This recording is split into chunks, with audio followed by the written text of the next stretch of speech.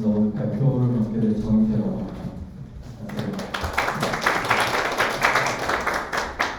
네, 저는 현재 그래프 유저그룹이라는 그래프 기술 커뮤니티를 운영하고 있고, 이제 지금과 같이 에반젤리스트 유산 그리고 혹은 이제 뉴스레터 배포 같은 활동을 주로 하고 있습니다. 그리고 엑시나라는 반도체 회사에서 근무를 하고 있고, 그래프 프로덕트 엔지니어라는 업무로 일을 하고 있습니다. 그리고 현재까지는 석사생을 포함해서 대략 6, 7년 가까이 그래프나 외길 인증으로 하고 있습니다. 마침 옆 세션은 넵튠 그래프 DB를 하던데 저는 약간 실전형에 가까운 그래프 DB 강의를 봐주시면 될 것 같습니다. 그 관점도 한번 견지하시면서 보시면 재밌을 것 같고요. 발표가 굉장히 거창해요. 타이틀이 데이터 분석도 있고, SSL 클라우드도 있고, 그리고 그래프 DB 애플리케이션이 있는데 그래프만 이제 계속 하다 보니까 주변에 그래프 하는 사람들이 별로 없어서 이것저것 다 해보다 보니까 결국 이렇게까지 왔다. 데이터 사이언티스트부터 시작했거든요. 저는 그렇습니다. 그래서 아까 서두에 말씀드린 실전형 그래프라는 게 여기에서 의미를 가져왔다라고 보시면 될 것 같습니다. 그래서 오늘 40분이 굉장히 짧은 것 같은데 이걸 다 담을 수 있게끔 해보도록 하겠습니다. 목차는 6개 정도고요. 네트워크와 그래프, 그리고 기업들은 네트워크를 어떻게 활용하고 있을까, 그리고 여러분들이 스몰 스타트 해보기 좋은 서비스 아키텍처, 그리고 S3와 파케이, 그래프 DB, 네오포제이, 그리고 분석까지 두루두루 다뤄보도록 하겠습니다. 스타트를 어디서부터 하는지와 그리고 분석을 어떤 관점으로 시작을 해야 될지, 그런 논리 전개 봐주시면 여러분도 오늘 얻어가시는 게 굉장히 많을 것 같아요. 네트워크와 그래프 둘 다 점과 선으로 이루어져 있는데 과연 무슨 차이일까요? 한 10초만 생각해 보겠습니다.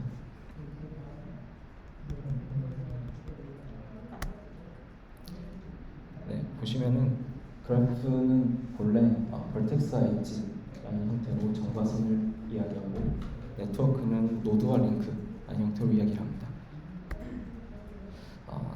수학 컴퓨터 공학에서 이상수학 알고리즘 형태, BFFS, DFS 그런 거 표현할 때 그래프라는 표현을 많이 하고, 반대로라는 표현보다 다른 관점으로는 사회학, 인터넷, 생물학 등에서 실생의 객체 표현을 하기 위한 그래프, 네트워크 이렇게 나눠진다라고 하시면 될 것 같습니다. 오늘은 그 중에 네트워크라는 관점으로 이제 이야기를 해보려고 합니다. 네, 그래프, 바로 하자마자 그래프라 표현했는데 입에 붙어서 그런 것 같아요. 양해해 주시면 감사할 것 같고, 그래프 표현 방식이 3가지 정도 있는데 표현 방식을 잠깐 다뤄보도록 하겠습니다. 먼저 엣지 리스트입니다. 엣지 리스트는 2컬럼으로 표현이 되고, 소스, 데스티네이션 2개로 이제 나눠집니다. 소스는 어디에서 출발하는지, 데스티네이션은 어디로 도착하는지가 이제 입력되는 그런 표현 방식. 두 번째는 이제 매트릭스 방식입니다. 딱 보시기에도 무엇이 뭐가 이어져 있다, 이어져 있지 않다가 이제 매트릭스에 0과 1로 표현되어 있다. 그리고 리스트 형식, 리스트는 어떤 노드가 어떤 노드와 연결되어 있는지 리스트 객체로 이제 표현하는 형태. 이렇게 대략적으로 3개의 표현 방식으로 이루어져 있습니다. 오늘은 특히 이제 엣지 리스트 형태를 위주로 이제 이야기를 하려고 합니다. 이제 네트워크, 그래프라고 말씀드렸는데 네트워크를 어떻게 활용하고 있을지 좀 이야기해 보도록 하겠습니다. 최근이었죠. 이프카카오에서 그래프 기반 합성 유저그룹 탐지라는 도메인으로 이야기를 한 적이 있어요.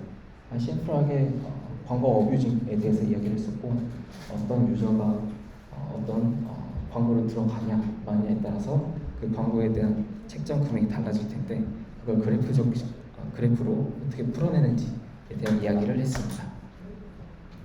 그래서 보시면 패턴이 빨간색이 아마 이상한 사람들이었을 거예요. 그래서 이상한 사람들은 그 커뮤니티 디텍션 알고리즘 토대로 어떻게 응집이 되어 있고 어떤 형태를 띠고 있는지를 이제 표현하다 보니까 다음과 같은 패턴이 나오게 되었다라는 거죠.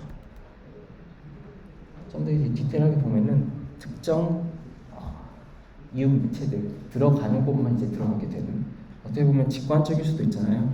직관적이긴 한데 저희가 이거를 정성적으로만 이제 생각할 수 있는데 그 정성적인 걸 다음과 같이 이제 정량적으로 표현하는 게 또 이제 그래프 테크닉이라고 하시면 될 것 같습니다. 딱 직관적으로도 저희가 악성 유저들은 어떤 돈을 사주를 받은 그 광고에 지속적으로 들어갈 텐데 과연 그럼 그걸 어떻게 접근할 것인가 그리고 그걸 어떻게 수치로 나타낼 것인가 핵심인데 여기 카카오에서는 그거를 커뮤니티 디텍션 알고리즘을 활용해서 그 패턴을 잘 찾아낸 사례라고 봐주시면 될 것 같아요. 다음은 이제 트위터입니다. 트위터 여러분들 잘 아시다시피 일론 머스크 이후로 이제 다 공개로 돌려놓은 상태인데 가장 왼쪽을 보시면은 이 팔로워 그래프뿐만 아니라 유저 데이터가 있는데 트위터는 원래 소셜 네트워크 기반으로 돼 있어요. 그러다 보니까 그래프가 처음에 가장 왼쪽에 데이터부터 시작해서 피처 그리고 홈 믹서 저희가 보는 첫 화면란에 보는 추천과 같은 피처로서 이제 그래프가 인베딩 그리고 트래버스 조회로서 이제 활용이 되는 그런 방식으로 활용이 되고 있습니다. 네, 그 다음에 이제 링크드인입니다. 링크드인 여러분들 활용하실 때 내가 아는 사람이 누구랑 또 연결돼 있다라고 되는데 그것도 마찬가지로 그래프로 표현이 되어 있습니다. 가장 왼쪽에 그걸 보는 사람, 그 사람이 연결돼 있는 사람, 그럼 그 사람은 어떤 사람과 연결돼 있는지 그러면은 이 가장 중간에 있는 애플하고 있는 게 퍼스트 홉, 두 번째가 세컨드 홉이라는데 한 사람을 건너서 그 사람이 나와 연결된 확률을 어떻게 보니까 그런 게 이제 관건이라고 보면 될 것 같고 이게 흔히 알려지는 6다리의 법칙 총 6명만 거치면 제가 뭐 트럼프를 안다든지 그런 관점을 활용한 사례라고 봐주시면 되겠습니다. 여기에서는 링크드인은 특히나 소셜 네트워크에 대해서 굉장히 투자를 많이 하고 있어서 자체적인 데이터베이스도 그래프로 만들어서 활용하고 있습니다. 네, 그러면 이제 본격적으로 오늘 예시를 위해 구현한 아키텍처를 좀 설명해 보도록 하겠습니다. 이제 단순하죠. 네. 오브젝트 스토리지로 S3를 쓰고 S3에서 OLFH는 덕DB를 활용하고 덕DB에서 이제 그래프 애플리케이션인 네오포직 이렇게 순서가 들어가게 됩니다. 그리고 특이하게 OLFH에서 S3로는 칼럼화 파일 포맷인 바케이 그리고 우측에는 네오포직에는 네이터 포맷 이렇게 되어 있는데 이 과정에 대해서 여러분들이 왜 이 사람이 이렇게 구현했을까? 라는 식으로 의문을 한번 가지시는 게 중요합니다. 그거에 대해 이제 설명을 해보려고 하는데요. S3와 바케이 파일 포맷 도대체 오브젝트 스토리지와 파일 포맷 그리고 그래프가 무슨 연관이 있을까 궁금하잖아요. 여러분들 지금 현업자분들도 계실 테고 아마 학생분도 계실 텐데 실무로 들어가실 때 서비스 아키텍처를 할 때 이거에 대해서 왜 이렇게 했는지에 대한 레퍼런스와 근거가 있어야 될 텐데 그 관점으로 봐주시면 될 것 같습니다. 네, 하나하나 이제 분해 보면은 오브젝트 스토리지, 컬럼나 보면 OLF 엔진 그리고 네트워크 포맷, 그래프 스토리지 있는데 S3부터 한번 살펴볼게요. S3 공식 홈페이지에 있는 어드밴티지입니다. 데이터 검색 가속화된다고 사용자 지정 데이터 그리고 S3 테이블의 메타데이터 대장 그리고 통합, 카탈로그, 생성, 스토리 최적화, 비즈니스 분석, 데이터 거버넌스 이렇게 되어 있는데요.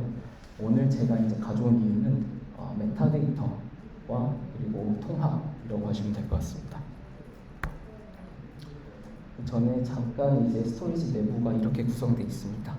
오브젝트 스토리지 내에서 메타데이터 스토어가 있고 단순히 오브젝트가 파일과 메타가 둘 다 저장되는 게 아니라 메타 기반으로 데이터가 스토어가 저장되어 있고 그 내에서 이제 데이터를 끌고 오는 결국에 메타가 가장 중요한 오브젝트 스토리지 하이레벨 디자인으로 이제 오브젝트 스토리지로서 S3가 되어 있다라고 하시면 될 것 같습니다. 그러면 제가 왜 아까 메타와 카탈로그를 말씀드렸는지 이야기해 볼게요. S3가 다들 아시다시피 지금 오브젝트 스토리지잖아요. 데이터셋이 여러분도 아시다시피 정형 데이터뿐만 아니라 비정형 데이터도 있습니다. 그 말은 즉슨 테이블뿐만 아니라 이미지, 텍스트 여러 가지 데이터셋이 있을 텐데 그걸 담기에 최적의 공간인 거죠 S3가. 그럼 결국에 회사에서 각 데이터 사일로 팀마다 사일로가 발생할 텐데 그걸 담아놓는 이제 하나의 스토리지가 무수히 발생하게 될 겁니다. 그럼 그 담을 때마다 각 데이터에 카탈로그와 다음과 같이 메타가 이제 붙게 될 것이고요. 그럼 여기서 가장 중요한 게 그래프는 바로 엣지를 어떻게 읽느냐입니다. 노드가 이제 시멘틱으로서 무엇과 무엇이 무슨 근거로 이어졌다라는 식으로 그 멘탈 모델링이 필요한데, 그때 오브젝트 내에 메타 관리에 용이한 카탈로그를 잘하는 S3가 바로 유용하다라고 할 수가 있겠습니다. 다음은 이제 컬럼너 포맷 파케입니다. 여러분들이 흔히 활용하는 아마 데이터셋이 왼쪽 중앙 분기점 기점으로 왼쪽인 CSV 파일일 거예요. 그렇게 데이터셋이 있으면은 컬럼 기준으로 로우 베이스로 읽게 되면은 로우에서 다음 로우로 이루어지는 그런 시퀀셜하게 읽어지는 반면에 이제 OLAP성 컬럼에 특화된 데이터 포맷이 있습니다. 파일 포맷이 바로 파케인데요. 오늘 주인공이 이제 파케이 우측입니다. 딱 보시기에도 특정 컬럼들끼리 묶여 있기 때문에 이 특정 컬럼들끼리 묶여 있다라는 말이 그 데이터 타입들이 동일하고 그 동일한 거에 대해서 중복이 있을 테니 그 중복을 압축하면은 굉장히 효율적으로 쓸 수 있겠다라는 관점을 이제 견지하시면 될 것 같습니다. 그럼 여기에서 기억하시면 좋을 게 파케이는 압축을 잘하구나, 컬럼나 포맷으로 좋구나라는 것만 인지하시면 좋을 것 같아요. 그리고 덕DB라는 이제 OLAP 엔진인데요, 미들레이어 역할을 합니다. 아시다시피 각 데이터부터 가져와서 여러분들이 연결을 만들어야 되는데 그 연결을 간접적으로 보면 조인으로 생각하실 수 있어요. 그래서 조인에 특화된 벡터라이즈드 엔진인 덕DB고요. 관계 만들기에 특화되어 있다. 그리고 그 관계 내에서 굉장히 슈퍼노드 같은 게 있어요. 슈퍼노드를 하면 예를 들어서 인스타그램 같은 경우에 굉장히 많은 팔로워를 가진 연예인 인플루언서가 있을 것이고, 반면에 평범한 저 같은 경우는 상대적으로 낮은 팔로워를 가지고 있을 텐데 그때 어그레이션에 대한 코스트가 상당합니다. 그 어그레이션에 또 이제 특화되어 있는 엔진이라고 하시면 될 것 같고, 그리고 메모리뿐만 아니라 디스크 I/O에 특화되어 있어서 스토리지를 SSD 레벨이 아니라 디스크 레벨에서도 충분히 잘 로드해서 활용할 수 있는 그런 엔진이라고 하시면 될 것 같습니다. 뿐만 아니라 파케이 그리고 에로 파일 보낸 레이아웃을 S3에 저장하고 주고받을 수 있게, 그리고 최근에 나온 S3 테이블 또한 베타로 지금 직접적으로 오고 갈 수 있게 하는 그런 기능을 가지고 있습니다. 그리고 플러스로 인프로세스 엔진이기 때문에 자체 인베디드 형태로도 활용하기가 용이합니다. 즉 가벼운데 성능은 좋다라는 걸 이제 봐주시면 될 것 같고, 그리고 여러 데이터 사일로들로부터 가져오는 그런 데이터셋들의 조인이 필요할 텐데 그때 가장 가볍고 강력하게 할 수 있는 엔진으로서 덕DB가 좋다라고 하시면 될 것 같습니다. 네, 그리고 네트워크 포맷인데요. 네트워크 포맷 아까 저희가 그래프 표현 방식 3개 말씀드렸잖아요. 어젠스 매트릭스와 어젠스 리스트와 엣지 리스트인데 오늘 엣지 리스트에 집중을 해보자라고 말씀드렸는데 여기서 눈치채신 분들이 계실 것 같아요. 컬럼나 포맷인데 보시다시피 아까 파케이에 많이 좀 닮아있는 걸 볼 수 있죠. 이건 이따가 잠깐 실험한 결과를 기반으로 왜 우수한지에 대해서 이야기해 보도록 하겠습니다. 우선은 네트워크 포맷, 즉 컬럼나 포맷으로 왔다 갔다 한다. 다음은 이제 그래프 스토리지로서 네오포제이입니다. 이거는 그래프 데이터 매니지먼트 하기에 가장 서버 클라이언트 모델로서 지금 GDBAS 가장 헤게모니를 쥐고 있는 어플리케이션 데이터베이스라고 하시면 될 것 같고, 트래버설 알고리즘 프로덕트 레벨에서 굉장히 친화적으로 구현이 잘 돼 있는 그런 데이터베이스라고 하시면 될 것 같습니다. 그래프에 특화된. 한번 정리를 해보겠습니다. 메타데이터 센트릭 그래프 컨트랙션 파이프라인 이렇게 하는데 S3에서 여러 메타데이터를 가져와서 조인을 해야 되는 기능 가진 OLAPH로서 덕DB를 활용하고, 이 덕DB는 그래프 포매팅을 하고 이 포매팅을 해서 S3에 다시 저장을 해야 될 때 직접적으로 S3와 통신이 가능하니 컬럼나 파일 포맷으로 유리하다. 그리고 뿐만 아니라 조인을 토대로 네트워크 포맷을 만들었으니 그래프 스토리지인 네오포제이도 또 직접적으로 연관이 가능하다. 라는 식으로 이 Y에 대해서 한번 익혀주시면 될 것 같아요. 그럼 이제 본격적인 메뉴죠. 네, GDBS 헤게모니를 쥐고 있는 네오포제이는 과연 무엇일까? 살짝 훑어보고 갈게요. 네, 일단 1등입니다. 1등이고요. 저기 9번째 익숙한 단어가 있네요. 아마존 중 뿐만 아니라 굉장히 인지도가 높은 데이터베이스라고 하시면 될 것 같습니다. 무엇이 좋고 나쁘다라는 표현보다 인지도 영향이 많이 크다, 어디에서나 많이 쓰고 도입을 하려는 추세를 가지고 있다라는 것만 인지해 주시면 될 것 같아요. 두 번째로 내부 아키텍처는 크게 다음과 같이 9개 되어 있고, 트래버스만 하는, 그리고 코어만 하는 API가 따로 있고, 그리고 사이퍼라는 또 이제 지리 언어를 써요. 저희가 SQL처럼 뜻이 그래프를 위한 언어가 있는데 사이퍼를 이제 관리하고, 그리고 당연하게 DBMS는 트랜잭션을 관리해야 되잖아요. 트랜잭션을 매니지먼트하고 로깅하는, 그리고 락을 잡는 락 매니저, 그리고 특히나 네오포즈에는 페이지 캐싱 테크닉이 중요한데 또 그걸 따로 빼놓고 관리를 하고 있습니다. 그리고 데이터 파일을 레코드 형태로 저장해서 디스크로 왔다 갔다, 이렇게 총 9개라고 하시면 될 것 같습니다. 잠깐 CSV와 이제 파케이에 대해서 이야기를 해보려고 하는데요. 아까 CSV와 파케이가 실험을 토대로 어떻게 달라지는가 라고 이야기했잖아요. 그럼 네오포즈에도 이게 과연 영향이 있는가에 대해서 이야기를 해보려고 합니다. 리마인드를 해보자면 CSV는 로우 베이스드고, 그리고 파케이는 컬럼나 포맷이라고 말씀드렸습니다. 이걸 이제 네오포즈로 불러오게 되면은 다음과 같이 나오게 됩니다.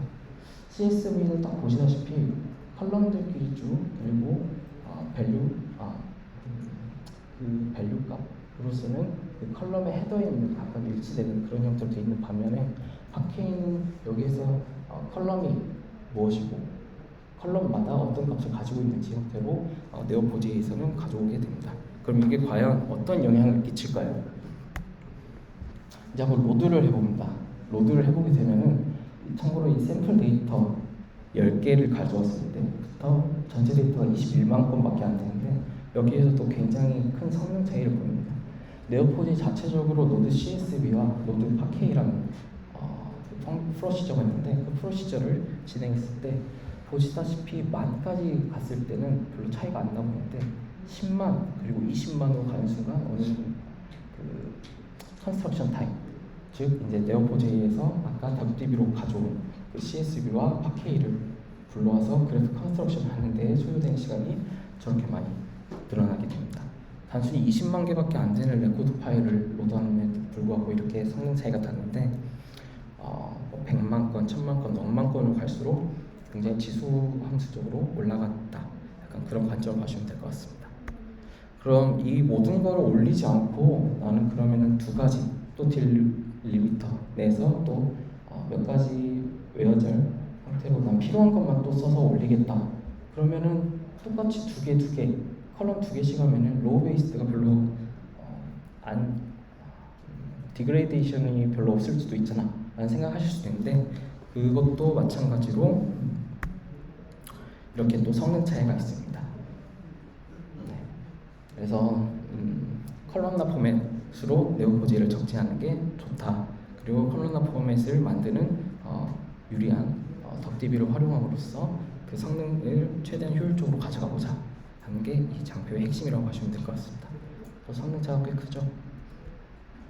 그리고 파일 차이도 굉장히 큽니다. 당연하게 CSV는 사람이 읽을 수 있는 형태로 되어 있고, 파케이는 바이너리 형태로 되어 있긴 하지만 압축률이 굉장히 21만 건임에도 불구하고 거의 8배 가까이가 차이가 납니다.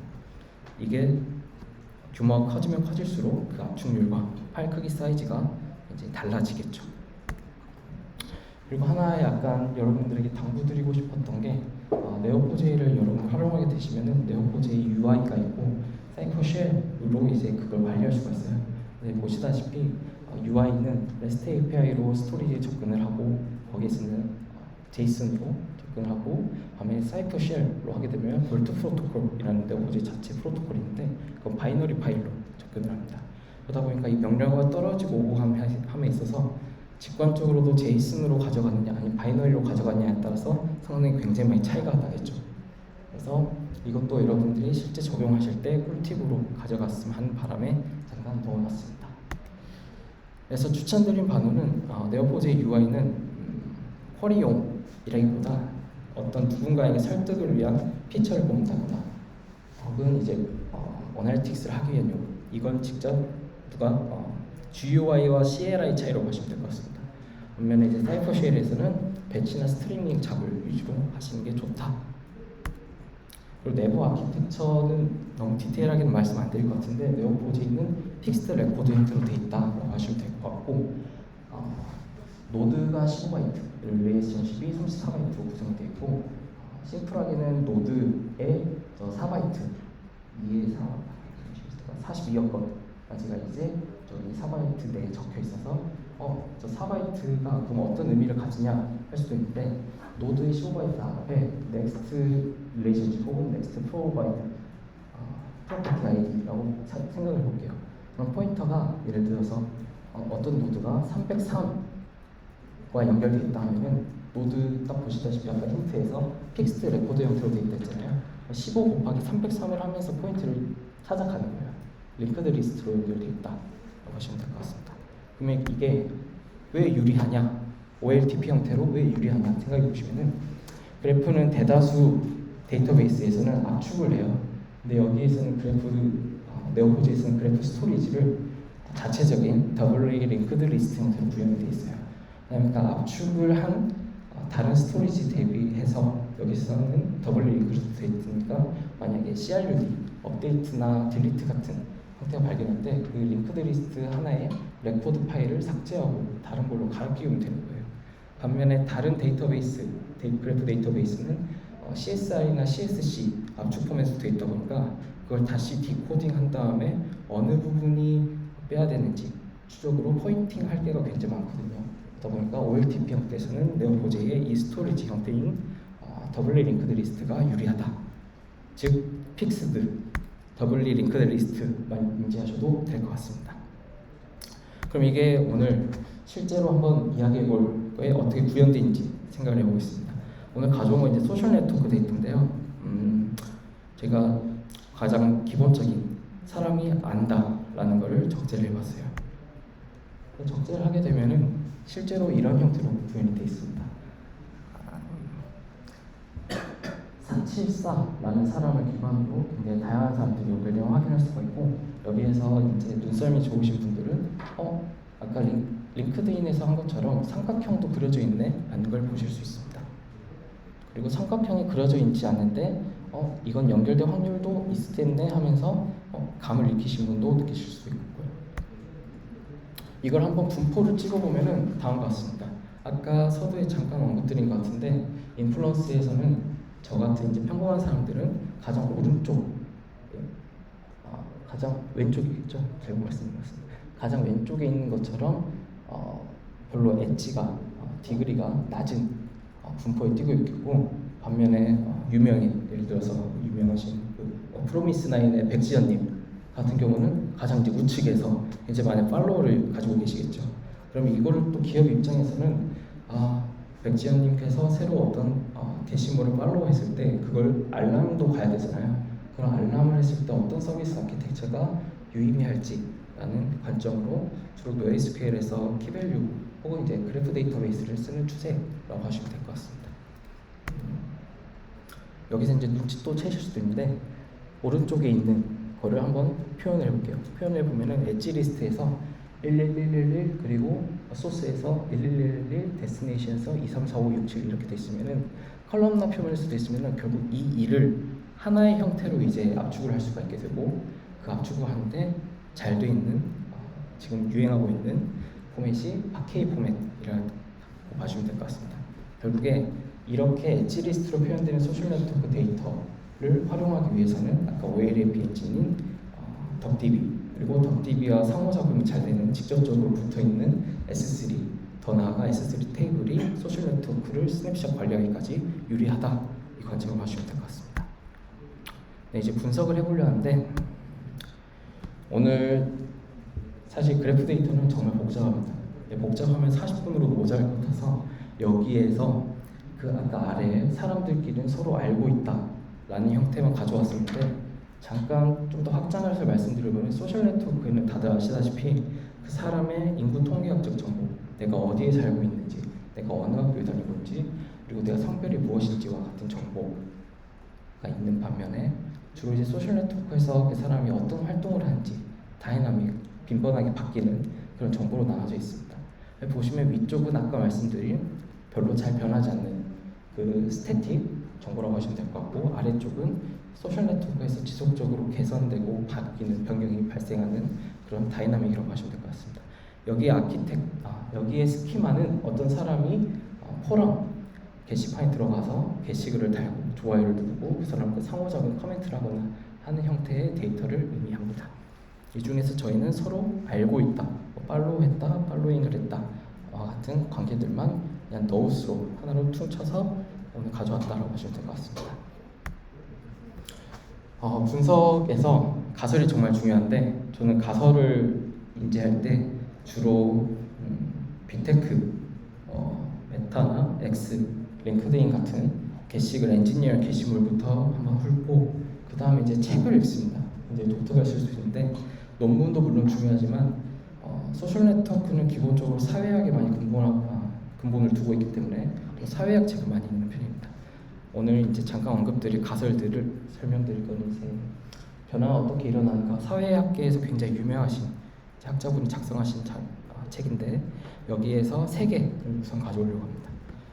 넓은 가교와 좁은 가교, 정보 전달을 위한 네트워크 2가지 구조, 그리고 유사성과 관련성, 사회적 증거, 나는 주변 정보들을 모두 신뢰하는가, 그리고 출처에 따라 신뢰도가 어떻게 바뀌는가, 그리고 마지막으로 행동 변화 발생을 위한 조건. 이게 기업 입장에서 가장 중요하겠죠. 어떤 광고를 넣었을 때 그 사람이 광고를 타고 구매를 할지 안 할지 뿐만 아니라 액션을 발생하는 데 있어서 어떤 조건들이 방해를 하는지, 이걸 역으로 생각해 보시면 방해하는 거를 감소를 시키면은, 완화를 시키면은 행동 변화할 확률이 높다라고 볼 수도 있는데 그 관점으로 봐주시면 될 것 같습니다. 첫 번째입니다. 여러분, 좁은 가교와 넓은 가교인데요. 한번 스트럭처를 비교해 볼게요. 어떤 패턴이 보이시나요? 네, 정보 독점입니다. 왼쪽에는 어떤 한 사람이 기반해서 2개의 네트워크가 왔다 갔다 함을 할 수가 있고, 오른쪽에서는 한 곳에 버틀넥이 걸린 것과 다르게 다양한 채널들이 교류를 하는 걸 확인할 수가 있는데, 이 좁은 가교가 이제 넓은 가교를 한번 생각해 볼게요. 좁은 가교는 여러분들이 아마 회사에서 HR을 한다 그러면은 어떤 사람들이 다른 팀에서 이제 유독 잘 어울리고 그쪽에 대한 정보만 잘 알고 있는 사람들을 의미합니다. 결국에 그 사람이 그 회사 내에서 정보 전달자 역할을 하는 그런 사람으로 알 수 있습니다.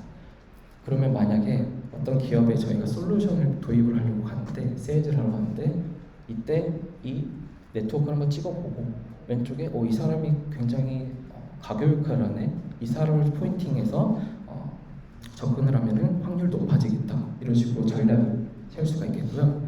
반면에 이제 넓은 가교의 장점을 한번 말씀드려보면, 넓은 가교는 각 팀들끼리 커뮤니케이션이 굉장히 잘 되는 거예요. 그 말은 굉장히 CEO, C레벨들이 선호하는 이제 가교라고 하시면 될 것 같은데, 두루두루 잘 일어나면서 일도 커뮤니케이션 잘 일어나는 그런 구조라고 봐주시면 될 것 같습니다. 딱 보시기에도 이게 일도양단인데, 좁은 가교를 이제 포인팅해서 가느냐, 혹은 넓은 가교의 경우에 넓은 가교를 토대로 가느냐, 이게 이제 좋고 나쁨이 있는데, 좁은 가교는 그 사람이 정말 어떤 제품에 대해서 안 좋은 인지가 있다 그러면은 많이 좌지우지되기 때문에 어렵지만, 넓은 가교는 저 중에 절반 이상만 확률로 되고 옛날 오델로처럼 51대 49 그 2만 더 이제 돌리면은 기술 채택하기가 좀 더 유리하다는 거죠. 그렇습니다. 다음은 이제 유사성과 관련성인데요. 사회적 증거, 나는 주변 정보들을 모두 신뢰하는가, 출처에 따라 신뢰도가 어떻게 바뀌는가인데, 오늘은 이 내용을 제가 가져오지 않아서 패스하도록 하겠습니다. 그리고 갑자기 글이 많죠? 핵심만 보면은 아까 협응, 신뢰성, 정당성에 말씀드리려고 하는데 이걸 모두 다 읽으면 시간이 안 될 것 같고, 협응은 심플하게 주변 사람들과 함께 사용한다, 주변 사람들이 사용하지 않을 때 쓸모가 없다라고 느낀다고 합니다. 여러분, 행동 변화가 일어나잖아요. 그리고 신뢰성, 혁신 수용을 위해 효과 안전성 증명을 위한 사회적 증거 발굴. 사회적 증거는 이제 신뢰하는 사람들로부터 반복적인 확인, 즉 자기가 알고 있는 인플루언서나 상사가 되겠죠. 그리고 정당성은 내가 속한 사회에서 특정 형식을 채택에 수용하게 발생하는 리스크를 제공해서 위험도를 이제 계산한다고 합니다. 사회 관점에서. 그러면 이제 여기서 넓은 가교 측면을 보면은 내가 속한 가교에서 존경받는 경우가 이를 지지할수록 리스크 절감 효과는 크다. 이제 마지막으로 사회적 열광, 감정적인 에너지인데요. 저희가 스레드나 이제 인플루언서, 인스타그램, 엑스어 같은 경우에 굉장히 많이 발생하는 그런 현상을 보시면 될 것 같은데 게시물에 사람들의 감정을 건드는 게 있어요. 이때 또 그게 티핑 포인트가 돼서 또 마케팅하는 데 많이 활용할 수 있는 그런 게시물을 보시면 될 것 같습니다. 이걸 정리해 보면은 저희가 핵심으로 소셜 네트워크에서 발굴해야 될 게 다음 같습니다. 고객의 그런 주변 사람들은 어떤 사람들인가? 아까 오델로와 유사하게 주변 사람들부터 설득해 보면 어떨까? 두 번째는 고객이 신뢰하는 사람들은 누구지? 이 사람들은 커스터머가 신뢰하는 사람 누군지가 알고 그 사람 설득해서 탑다운 방식으로 설득하면 어떨까 하는 관심. 세 번째는 이제 리스크 절감을 위해서 존경받는 사람이 누구인지 체크해야 되고요. 마지막으로는 감정 에너지를 전달하는 게시물이 무엇인가?